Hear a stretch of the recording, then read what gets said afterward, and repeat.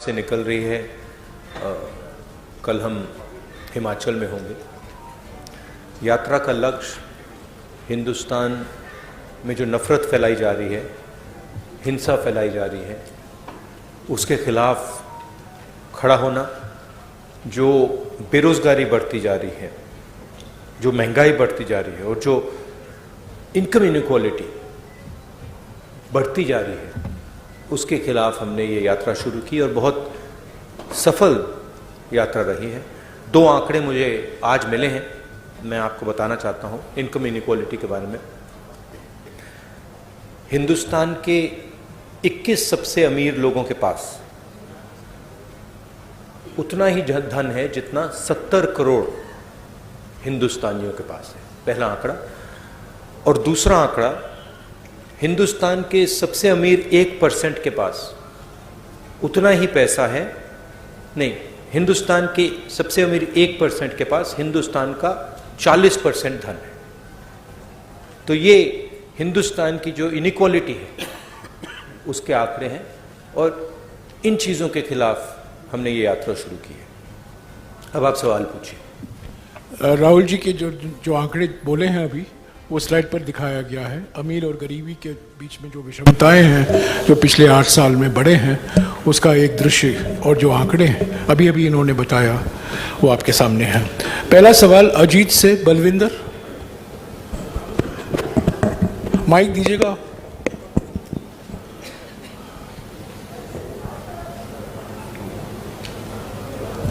अगर बलविंदर नहीं है, जगबानी से विजय नागला।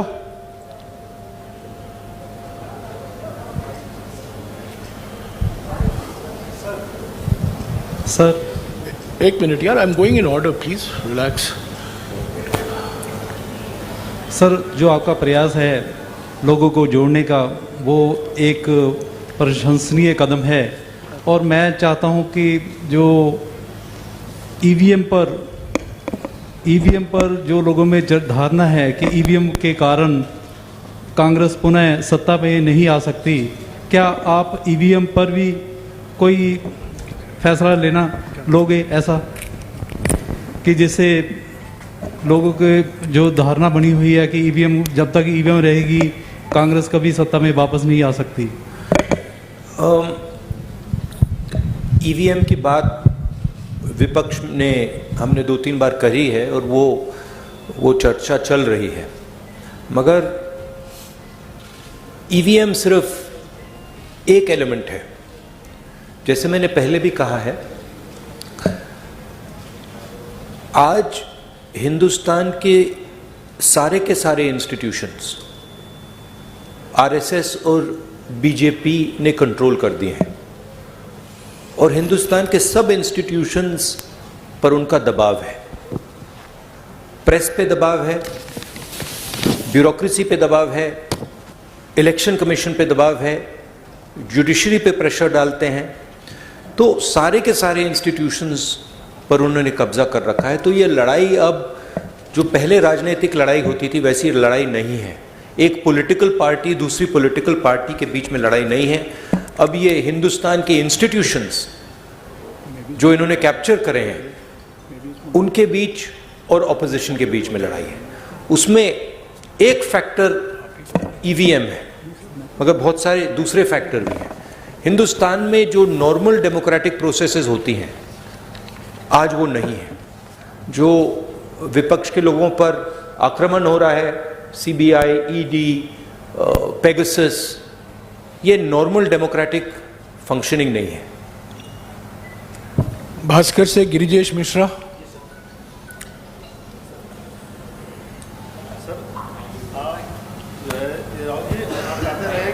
यात्रा सियासी नहीं है, नफरत, बेरोजगारी। आप राहुल जी कहते रहे कि यह यात्रा सियासी नहीं है, नफरत, बेरोजगारी और महंगाई के खिलाफ है। ऐसे में अचानक सीएम मान को सुझाव देने की क्या जरूरत पड़ गई? क्या यह माना जाए कि 10 जनपद की दखल आने वाले समय में राज्यों में कम होगी? ये आपका सवाल है या किसी और ने लिखा आपके लिए? पूछ रहा हूँ, पढ़ के देख रहे हैं, पता नहीं किसने आपको पूछा हो। देखिए, मैंने सीएम को जो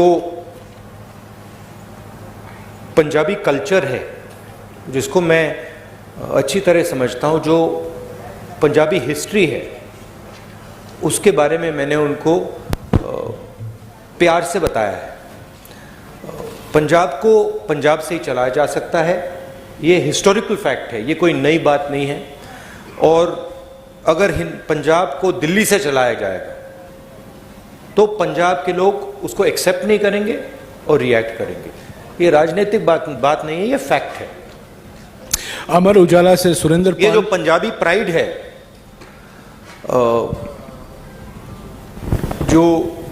जो पंजाबी सेल्फ बिलीफ है, कॉन्फिडेंस है, प्राइड है, वो इस चीज को कभी एक्सेप्ट नहीं करेगी।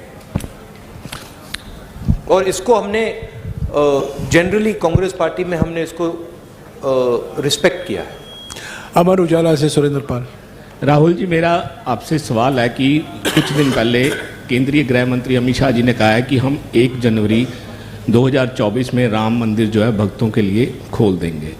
तो एक फिर वो देश जो है 2024 में चुनाव भी है, polarisation, definitely they will take advantage for the polarisation of vote, जैसे आपकी और आपकी टीम कहती है। How will you face that wave and what is your strategy? They will divide the country, they will spread hatred in the country. हम नफरत के बाजार में मोहब्बत की दुकान खोलते जाएंगे। बहुत सारी दुकानें खुल रही हैं मोहब्बत की, तो हम ये अपना काम करते जाएंगे, वो उनका काम करेंगे। हिंदुस्तान की जो संस्कृति है, हिंदुस्तान का कल्चर है, भाईचारे का है, मोहब्बत का है, जीत मोहब्बत की होगी। ट्रिब्यून से Deep Kamal.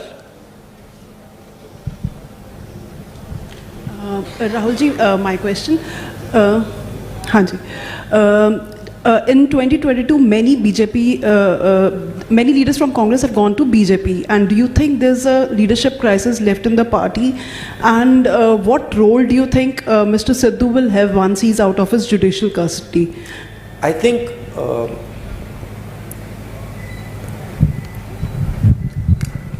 my experience is pretty much anybody who goes to the BJP goes there because of a particular type of pressure. Okay, it's a hidden pressure, you can call it. It is generally a result of, pressure from the CBI, pressure from the ED, pressure from cases, pressure from corruption. So we are quite happy that these type of people are not in the party anymore. And I think as far as the party is concerned, what I've seen on the street is tremendous enthusiasm, extremely dynamic workers, and a mix of senior and young leaders. So what I see in the Congress party is extremely capable leadership all the way from the top to the worker level. So I'm not worried about that. In fact, I'm quite happy that some of the sort of riffraff has gone somewhere else. Hindustan Times से Harpreet Kaur. No supplementary, please, madam. Please sit down. Harpreet Kaur. Everybody will have a role. Everybody will have a role to play. We are a democratic party. We like to involve all people and function together. Hindustan Times से हरप्रीत कौर नहीं आई है, आई है। हाँ, I want to ask about the security lapses during your yatra. Even today we heard that there was some lapse. So what do you have to say about that? What lapse was there today? Somebody came from the crowd. Someone came to hug me. I don't know why you're calling that a lapse. I think the person was, he was checked by the security people. He was a bit overexcited. It's not a problem. It happens quite often. The PCC president has already issued a statement on this incident, which you call a lapse. It's not a lapse. Indian Express, Navjeevan Gopal. There's quite a lot of enthusiasm in the yatra. Many people get overexcited, and that was a case where he was a bit extra charged up. So there's no problem. It's happened many times before. I wouldn't call that a security lapse. Indian Express से नवजीवन Gopal. Hi. opposition parties like Akali Dal, they are raising questions on your visit. I mean, they want you to apologize for the 84 thing, Operation Blue Star and riots. What do you have to say on this? Prime Minister Manmohan Singh, on the floor of the House, has made his position and the Congress Party's position very clear. Congress President Sonia Gandhi ji has also done that, and I fully endorse what Prime Minister Manmohan Singh ji said, what Sonia Gandhi ji said, and also I have also made my stance abundantly clear in the past. रोजाना spokesman से Charanjit Singh. Sir, किसानों की बात करते हैं। 3 खेती कानून आए, ठीक है, वो वापस ले लिए मोदी जी ने, लेकिन अगर किसानों की आय कम हो रही है, अगर दुगनी नहीं हुई 22 तक, तो आपको क्या लगता है कि किस चीज में समर्था है कि जो किसानों की आय को आगे लेके जा सकती है, और इसका हल क्या था? देखिए, किसानों पर नॉन स्टॉप आक्रमण हो रहा है, और एक जगह से नहीं हो रहा है, मल्टीपल एंगल से हो रहा है, और जो उसको प्रोटेक्शन मिलनी चाहिए वो प्रोटेक्शन उसको नहीं मिल रही। यूपीए के समय हमने प्रोटेक्शन दी थी, कर्जा माफ किया था, एमएसपी थी, अलग अलग हमारे अप्रोचेस थे, मगर मैं ये भी कह सकता हूं कि शायद हमने भी जितना करना था हमने नहीं किया, उससे ज्यादा करना चाहिए था, क्योंकि किसान देश को भोजन देता है। भैया थोड़ा हट जाइए। देश को भोजन देता है, वो देश की एक प्रकार से रीढ़ की हड्डी है, और एग्रीकल्चर पे बाकी चीजें बिल्ड हो सकती हैं। तो चाहे हमारी यहां सरकार आए, चाहे यूपीए जैसी सेंटर में हमारी सरकार आए, किसान will be our central focus. उसकी हम प्रोटेक्शन करेंगे। हमने न्याय योजना की बात की थी, जो मिनिमम इनकम गारंटी सबसे गरीब लोगों के लिए, वो किसानों को, गरीब किसानों को मिलेगी। तो हमारा विजन एग्रीकल्चरल सेंट्रिक है, और हम चाहते हैं कि एग्रीकल्चरल सेक्टर में टेक्नोलॉजी जाए, कोल्ड चेन्स बने, एग्रीकल्चरल स्ट्रक्चर में जॉब्स क्रिएट हों। तो हमारी स्ट्रेटजी का सेंट्रल पीस है। प्राइम एशिया से नंदप्रीत सिंह। राहुल जी, आपने इस यात्रा के दौरान सबसे बड़ा अटैक एक तो बीजेपी पे किया है और दूसरा मीडिया पे किया है, 4th पिलर है डेमोक्रेसी का। इस पे मेरा सवाल ये है कि मान लीजिए कांग्रेस सत्ता में आती है और आप प्रधानमंत्री बन जाते हैं, तो जो ये नेशनल टीवी पे जो आजकल जिसको आप गोदी मीडिया का नाम देते हो, तो उस पर हिंदू मुस्लिम का एक चलता है, आपस में आप बोलते हो कि भारत को बांट रहे हैं वो, तो क्या आप उस पर रोक लगाएंगे? और क्या आप बोल रहे हो कि मीडिया गुलाम है, क्या आप भी उनको अपना गुलाम बना लोगे फिर?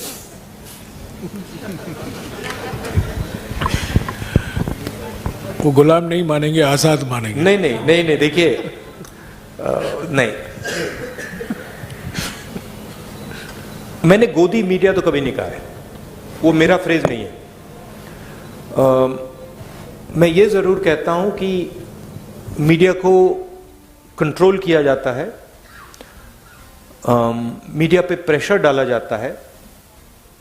मैं ये भी कहता हूं कि जो आप जैसे रिपोर्टर्स हैं, आपकी इतनी गलती नहीं है, आप पर कंस्ट्रेंट्स हैं, आपके जो मालिक आपको कहते हैं वो आपको करना पड़ता है, और जो आपकी भावनाएं हैं उनको मैं समझता हूं, क्योंकि आप आके मुझे बोलते हो जो आपको देश के बारे में लगता है, मैं जानता हूं। तो मैं आपकी क्रिटिसिज्म नहीं कर रहा हूं, जो मीडिया का स्ट्रक्चर है उसकी मैं क्रिटिसिज्म कर रहा हूं।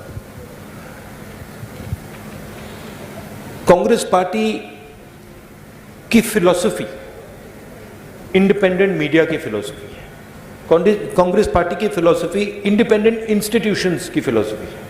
मैं आपको बताऊं, अगर कांग्रेस पार्टी ये करना भी चाहे कि हम मीडिया को, मतलब जैसे आपने कहा, अपना बना दो, हमारे में वो कैपेबिलिटी नहीं है।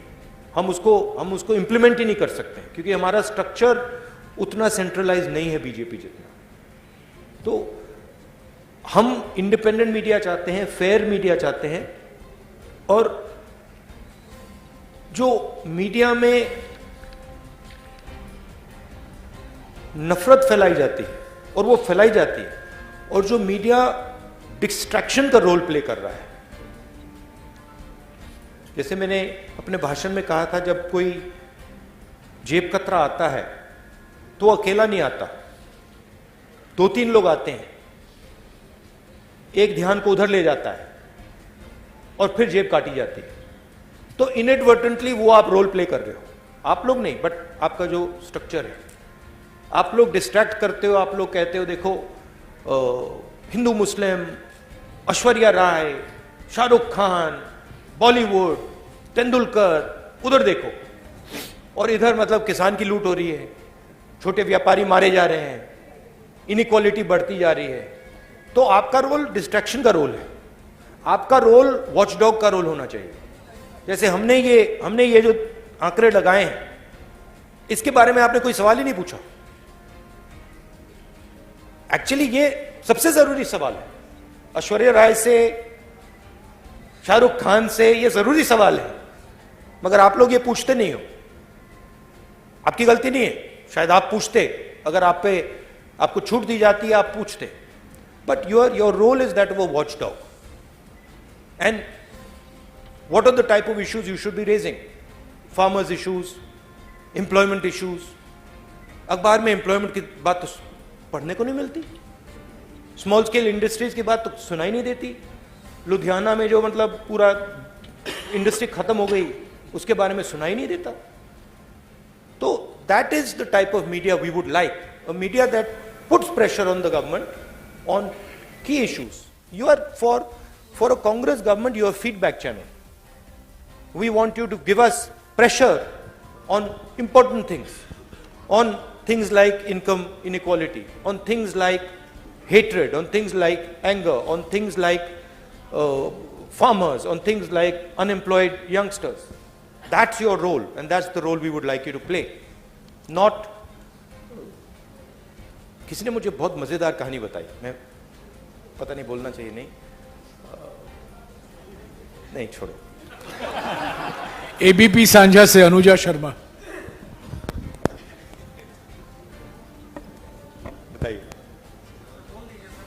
नहीं, अभी समय वक्त नहीं है, प्लीज बोलने दीजिए, सवाल करने दीजिए। या अनुजा।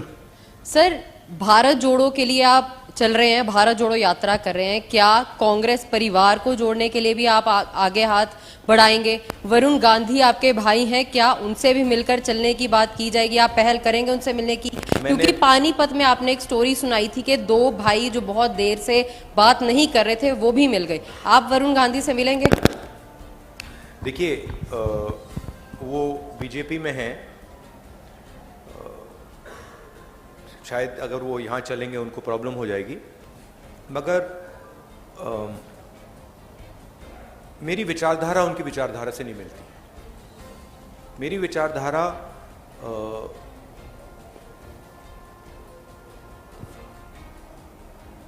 मैं आरएसएस के ऑफिस में कभी नहीं जा सकता। आप मेरा आपको गला काटना पड़ेगा पहले, मैं नहीं जा सकता। और मेरा जो परिवार है उसकी एक विचारधारा है, उसका एक थॉट सिस्टम है, थिंकिंग सिस्टम है, और जो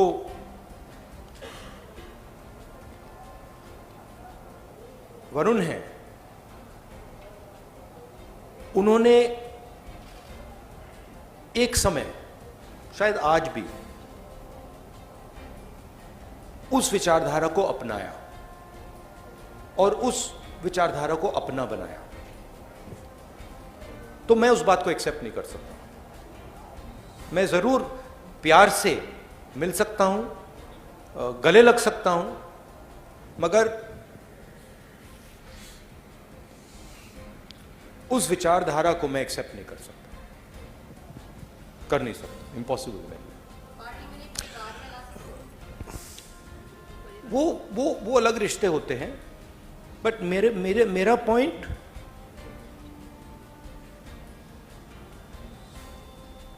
आइडियोलॉजिकल लड़ाई चल रही है। सालों पहले मैंने फिरोज से कहा कि उसने मुझे कहा कि आरएसएस देश में बहुत अच्छा काम कर रहा है,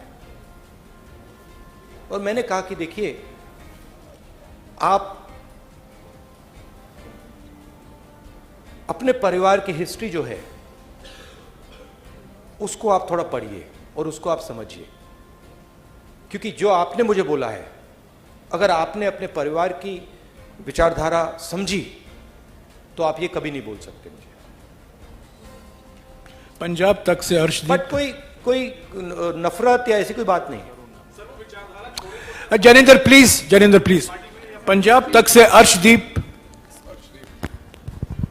सत श्री अकाल सर। सर, ड्रग्स पंजाब में एक बड़ा इशू है। 2017 में कांग्रेस ने इस पे बड़ा वादा किया लेकिन पूरा नहीं हुआ, उम्मीदें टूटी, घर बर्बाद हो रहे हैं, अब भी यही सिचुएशन है। तो अब दोबारा से पंजाब के लोगों को कैसे यकीन दिलाना चाहते हैं कि कांग्रेस जो है इस इशू पर काम करेगी? नहीं, सबसे पहले हमने सरकार में ड्रग्स में काफी काम किया। पंजाब की मेन इशू अनएम्प्लॉयमेंट की इशू है, और जो किसानों को डिस्ट्रेस हो रहा है वो 2 सेंट्रल इश्यूज हैं, और उसमें से ड्रग्स की इशू पैदा होती है। तो अगर ड्रग्स से डायरेक्टली तो लड़ना है और लड़ा जाएगा, मगर जब तक हम अनएम्प्लॉयमेंट इशू को एड्रेस नहीं करेंगे, किसानों में जो डिस्ट्रेस है उसको एड्रेस नहीं करेंगे, तब तक ड्रग्स प्रॉब्लम भी एड्रेस नहीं होगा। तो कंबाइन तरीके से करके ये काम किया जा सकता है। पंजाब को, सचमुच में पंजाब को एक नए विजन की जरूरत है, और अगर मेरी पंजाब की सरकार के बारे में शिकायत है तो वो है कि उन्होंने पंजाब ने उनको एक अपॉर्चुनिटी दी, अपॉर्चुनिटी पंजाब को विजन देने की दी, और सरकार पंजाब को विजन दे नहीं पा रही। मैं पूछ रहा हूं लोगों से कि भाई आम आदमी पार्टी ने क्या किया, क्या विजन दिया, तो उसका मतलब, और मैं कांग्रेस के लोगों से नहीं पूछ रहा हूं, मैं आम लोगों से पूछ रहा हूं, क्या मतलब आपको क्या लगता है? और रिस्पॉन्स यूनिवर्सली आ रहा है कि जो हमारी एक्सपेक्टेशन थी वो तो पूरी नहीं हुई, और ये मतलब बातें करते रहते हैं, मगर कोई पंजाब को जो विजन मिलना चाहिए वो नहीं मिला है। तो रियली जब कांग्रेस पार्टी की यहां सरकार आए, एक लॉन्ग टर्म विजन पंजाब के लिए देना पड़ेगा, और उसमें किसान और जो हमारे स्मॉल एंड मीडियम इंडस्ट्रीज हैं वो सेंट्रल होना पड़ेगा। इंडिया टीवी से पुनीत शर्मा।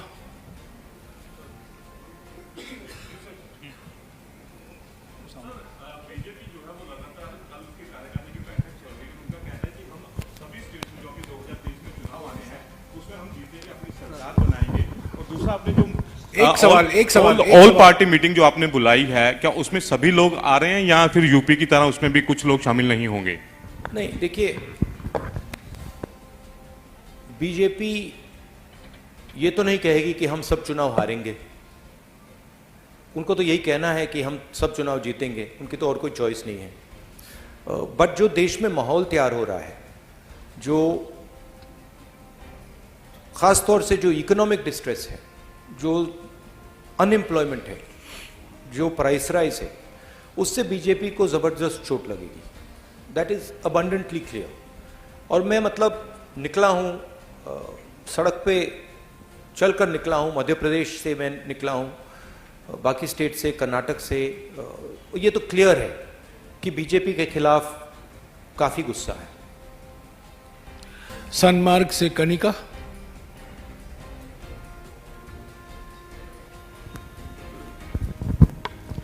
सर, मेरा सवाल ये है कि आप लगातार प्रेस कॉन्फ्रेंस में आरएसएस को घेरते आए हैं।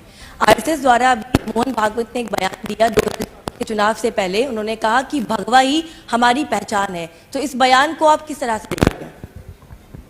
नहीं, जैसे मैंने कहा,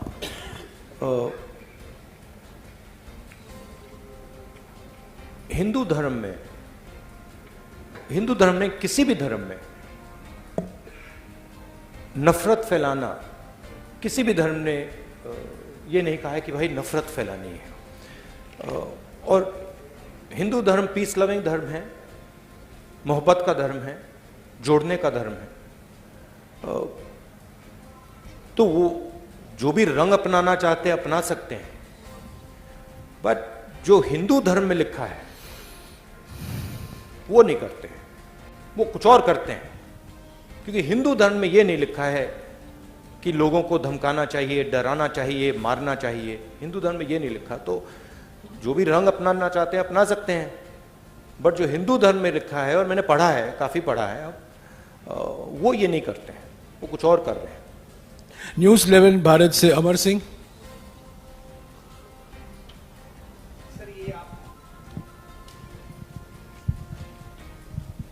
सर ये यात्रा आप कर रहे हैं और एक रिपोर्ट में ये कहा गया कि पूरे विश्व में सबसे ज़्यादा गरीब लोग जो है हिंदुस्तान में हैं, और आपके ओपनिंग रिमार्क में भी था कि अमीर लोग अमीर होते जा रहे हैं और गरीब लोग गरीब होते जा रहे हैं।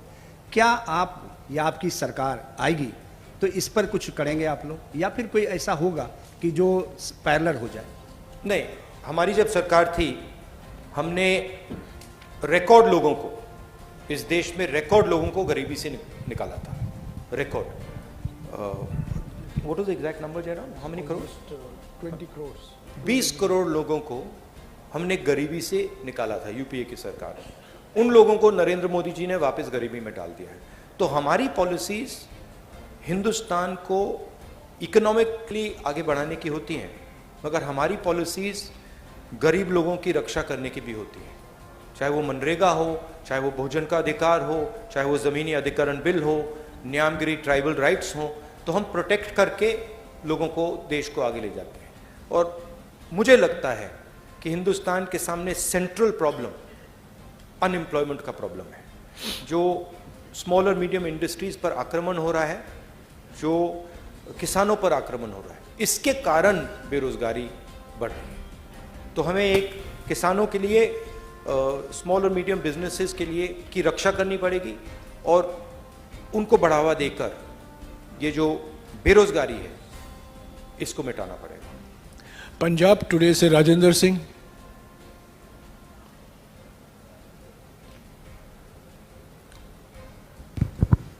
नमस्कार, मेरा एक सवाल है जी। भारत जोड़ो यात्रा जी गरीबी नूं लैके, भारत जोड़ो यात्रा जी ये महंगाई नूं लैके निकल कड्ढी है तुसीं, पर हिमाचल दे विच जिहड़ी तुहाडी सरकार आ 3 रुपए प्रति लीटर डीजल पेट्रोल महंगा कीता, उत्ते की कहोगे सर?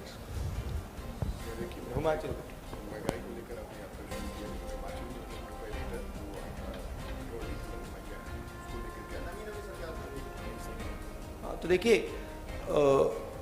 हमारे सिस्टम में जो स्टेट होता है, जो चीफ मिनिस्टर होता है, उसको हम इंडिपेंडेंस देते हैं और उस पर हम जनरली दबाव नहीं डालते हैं। जैसे मैंने आपको पहले भी कहा था, जब यहाँ पे पंजाब का चीफ मिनिस्टर थे कांग्रेस पार्टी के, तो हम उनको जनरली इंडिपेंडेंस देते थे। हिमाचल प्रदेश में नई सरकार बनी है, थोड़ा उनको टाइम दीजिए, वो डेफिनेटली प्रो पुअर पॉलिसीज़ वहाँ पे लाएंगे, डेफिनेटली वहाँ पे प्रो किसान पॉलिसीज़ वो लाएंगे। डेली पोस्ट से Mandeep Singh.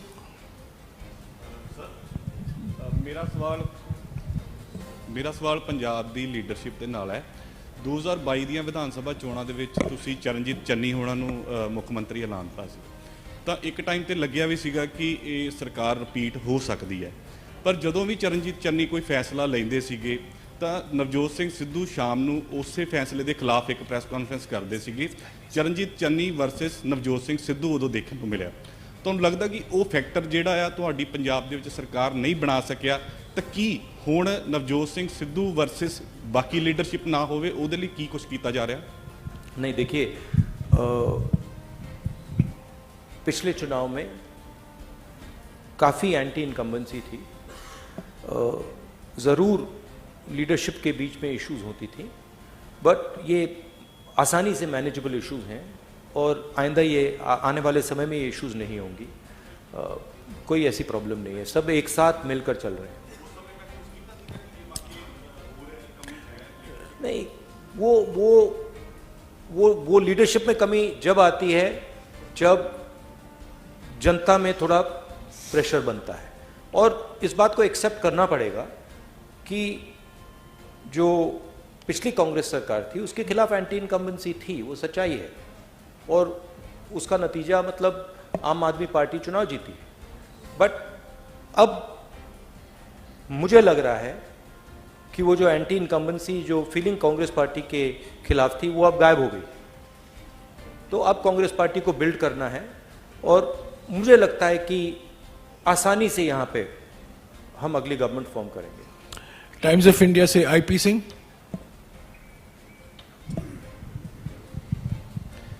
Yeah, Mr. Gandhi, it seemed that you were trying for, you spoke about Punjab, the Punjabi pride and its history. At the same time, it appeared that you were trying for reconciliation. Punjab and Sikhs had a bitter past with Congress and vice versa. You appear to be doing something to attempting a reconciliation. Would you do that, or do you think enough has been done for that reconciliation? Look, it's not. It's a question of affection. I have tremendous affection. I would even go further than affection and say I have tremendous love and affection for the people of Punjab, and in particular the Sikh community. Okay, so reconciliation is a small word. I have love and affection for the people of this state, and I have huge respect for the Sikh community, what they have done and what they're going to do in the future. It's an emotional statement, right? I think India would not be India had it not been for the Sikh community. You play a central role here. In many ways, you're a part of the backbone of this country, and that is something that I value tremendously. Newsbeat से Shalu Sharma, please. 5 minutes. 5-6 minutes. Hello sir, Shalu Sharma from Newsbeat. Sir, मेरा सवाल ये है कि क्या 3200 kilometre चलने के बाद राहुल गांधी नफरत की दीवार में सेंध लगाने में कामयाब हो पाए? ज़रूर हुए, और बहुत कुछ सीखने को मिला, बहुत कुछ देखने को मिला। अभी यात्रा ख़त्म नहीं हुई है, मगर यात्रा तो काफ़ी सक्सेसफुल रही है, और मुझे ये देखकर बहुत खुशी हुई कि इस देश में लाखों करोड़ों लोग जो बीजेपी की नफरत भरी आइडियोलॉजी है उसको एक्सेप्ट ही नहीं करते, और मोहब्बत की बात करते हैं, रिस्पेक्ट की बात करते हैं, भाईचारे की बात करते हैं। तो ज़रूर एक बीजेपी ने देश के सामने एक विजन रखा है, नफरत भरा हुआ विजन रखा है। यात्रा ने एक और दूसरा विजन दिखा दिया है। यात्रा ने देश को, और देश ने एक्सेप्ट भी कर लिया है कि दो विजन है हिंदुस्तान के, एक नफरत भरा, उसको एरोगेंट, अहंकार से भरा, और दूसरा मोहब्बत का, इज्जत का, रिस्पेक्ट का, भाईचारे का। वो तो क्लियर है, और इस यात्रा ने वो बहुत अच्छी तरह डेमोन्स्ट्रेट किया है। यात्रा में आपको नफरत नहीं दिखेगी। आप चलिए हमारे साथ, आपको कहीं नफरत दिखी? कहीं आपको मतलब किसी को मारते हुए आपने देखा? नहीं, सवाल नहीं उठता। तो 3500 किलोमीटर, 3400 किलोमीटर हम चले हैं, किसी ने कोई हिंसा नहीं की, कोई नफरत नहीं की, किसी ने मतलब एक दूसरे से गलत तरीके से बात तक नहीं की। तो ये एक हिंदुस्तान का छोटा सा एक विजन है, और इसमें से बहुत सारे दूसरे विजन्स निकल सकते हैं। राहुल जी, अभी 3-4 लोग बाकी हैं जो कई प्रेस कॉन्फ्रेंस में आए हैं, उनको मौका नहीं मिला है। जल्दी उनको हम मौका दे दें 5-6 मिनट में। मैं पहले बुलाऊंगा शमिन जॉय, डेक्कन हेरल्ड से। this is regarding Mohan Bhagavat's remarks in an interview recently. He said it is natural for Hindus to be aggressive because they have been in a war for over 1,000 years, and that Muslims should abandon the narrative of supremacy. How do you see that, these kind of remarks? No, just repeat what you said, the first part. In a recent interview, Mohan Bhagavat has remarked that it is natural for Hindus to be aggressive because for the last thousand years they were in a war, and the Muslims have to abandon the narrative of supremacy. Right. So, what is your take on that? I don't know which Hinduism he's quoting. I've never heard this. I mean, I've read the Gita, I've read the Upanishads. I've never heard this that Hindus should be aggressive. Hinduism is all about observation, about self-observation, about understanding the self, about humility, about compassion. I have not read this. I don't know what he's talking about. Maybe he's not read these books. Maybe this is some other idea that he's picked up. But I have not read that, even Lord Ram felt compassion for Ravan. Even Lord Ram, when Ravan was dying, Lord Ram was gentle, was loving, was affectionate. So I don't know where this gentleman is getting these ideas. They're certainly not Hindu ideas. They are RSS ideas. They're not Hindu ideas. जी से अनमोल Gulati. Thank you Jairam जी. राहुल जी, पंजाब के अगर मुद्दों की बात की जाए तो पानी का मुद्दा पंजाब का ऐसा है जो काफ़ी लंबे समय से जिस पर सिर्फ सियासत हुई है. SYL के मुद्दे पे पंजाब के मुख्यमंत्री ने एक सॉल्यूशन दिया था, YSL. तो क्या आपको लगता है YSL जो की है ये सही सॉल्यूशन है? एंड एक छोटा सा साथ में एक सप्लीमेंट्री नहीं होगा छोटा सा. These are extremely complicated matters that are not to be discussed lightly in a press conference like this. The aim of this press conference is Bharat Jodo Yatra, and these are attempts at distracting the narrative, and I'm not going to respond to it. Sir आपके दस्तार पे Soni Mishra from the Week, आपको जवाब मिल गया. Soni Mishra from the week.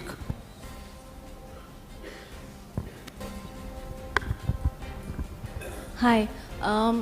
The yatra is about to reach its culmination, so I wanted to ask you,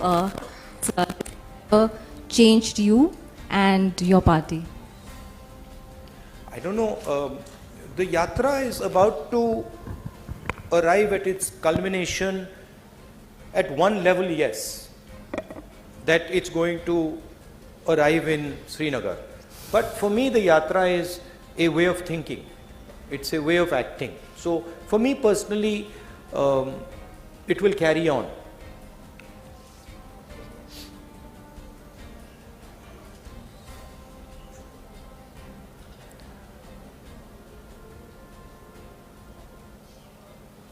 For me, walking across this country has been an extremely humbling experience. It's one thing as a politician to go somewhere by car or take a flight, go somewhere and then meet people and listen to them, and you learn quite a lot like that. You can sit with a farmer and you can talk to him. It's a completely different thing when you're walking on the road, and particularly when you're walking on the road for 120 days in a row, where you're feeling a bit of pain, pressure, so that's been one very humbling thing. The second thing is, when you're walking, you see the difficulty that people in India face. Farmers face, unemployed youngsters face, laborers face, small and medium businesses face. And the thing that has amazed me is the amount of resilience our country has. I just cannot even believe the amount of strength and resilience that our people have. The other day I made a statement that, I don't think the West can take on the Chinese. And I made that statement after seeing our country. The amount of pressure our people can take with a smile, no problem. It's completely mind-blowing, mind-boggling. And so for me, it's a tragedy that we are wasting this potential. It's a tragedy that, 1% of India owns 40% of the assets of this country. It's a tragedy, one, because it's unfair.